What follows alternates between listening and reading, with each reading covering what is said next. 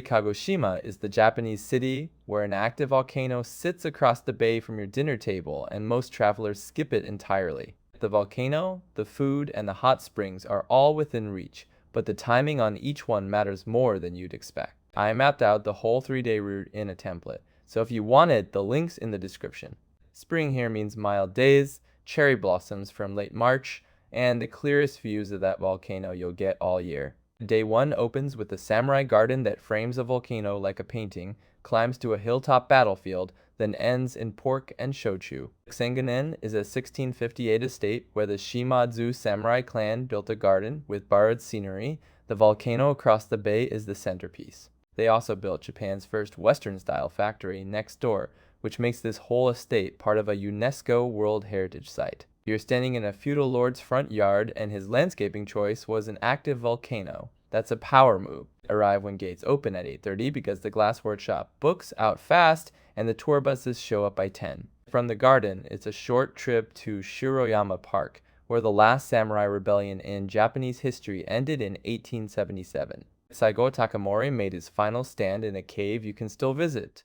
The observation deck above gives you the full bay and volcano panorama. The forested walk-up takes about 15 minutes, or you can take the elevator and save the drama for the panorama. Afternoon light catches the volcano shape much better than midday because the morning haze has burned off by then. Tenmonkan is Kagoshima's covered arcade district, the place where the city actually eats and drinks after the sun goes down. Kagoshima has over 100 shochu distilleries, and you can try more sweet potato varieties in one evening here than most people know exist. The Kurobuta pork is raised on those same sweet potatoes show up before 6:30 on weekends because the tonkatsu queues get serious. Carry cash, ask the staff for shochu picks by flavor, and don't be surprised when you leave with a new favorite spirit. Day 2 puts you on the volcano ferry across. Cycle through lava fields, soak your feet in volcanic hot springs, then watch its silhouette against the sunset. Sakurajima is Japan's most active volcano,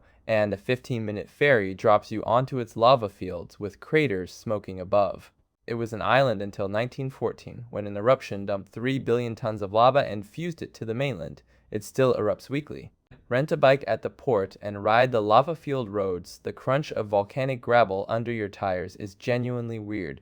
Catch the first ferry you can because morning light gives you the clearest crater view, and bike rentals go fast on nice days. After the bike ride, Yōgan Nagisa Park has a free 100-meter volcanic foot bath right on the waterfront. A few minutes away, the Kirishima Shrine gate sticks out of solidified lava only, the top cross being visible because the 1914 eruption buried the rest. The village elder left the gate exactly as the eruption left it, as proof of what happened, the most honest memorial in Japan. Bring a small towel for the foot bath and don't arrive too late, it closes at 5. Back on the Kagoshima side, Isso Beach is a waterfront promenade where you watch Sakurajima's plume shift colors as the sun sets behind you. No ticket, no crowd, just locals walking dogs and a volcano doing its thing across the water at golden hour. This is the same coastline the Shimadzu clan looked at every day, which probably explains their garden's sense of drama. Time the walk for 30 minutes before sunset, and check the wind ash drifts this way on breezy evenings.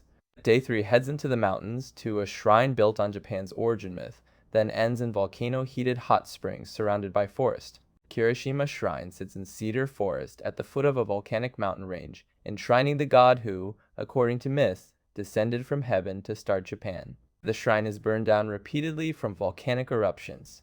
A shrine to a god destroyed by volcanoes, rebuilt in a volcanic mountain range. The cedar-lined approach as the highlight morning mist curls through the trees and the red torii gate pops against dark bark and green moss. It's noticeably cooler up here than the city, so bring a layer and arrive before 10 for the best of that quiet, misty atmosphere. The hot springs at Kirishima Onsen are heated by the same volcanic system as Sakurajima. The whole region is one connected geothermal machine. After 2 days of staring at a volcano, you're sitting in a tub of its bath water with cherry blossom petals on the surface. Spring is the sweet spot, cool mountain air, hot sulfur water, and azaleas blooming on the slopes around the baths. Reserve a day use onsen in advance because some ryokans close to day visitors on spring weekends, and a locked bath is a rough trip finale. Kagoshima is what happens when a city decides to just live next to an erupting volcano and somehow makes that look like the most reasonable choice in Japan. The template has every stop on this route ready to customize with a map view. You can grab it from the pin, comment, or description. Tell me which stop you'd skip or swap drop it in the comments.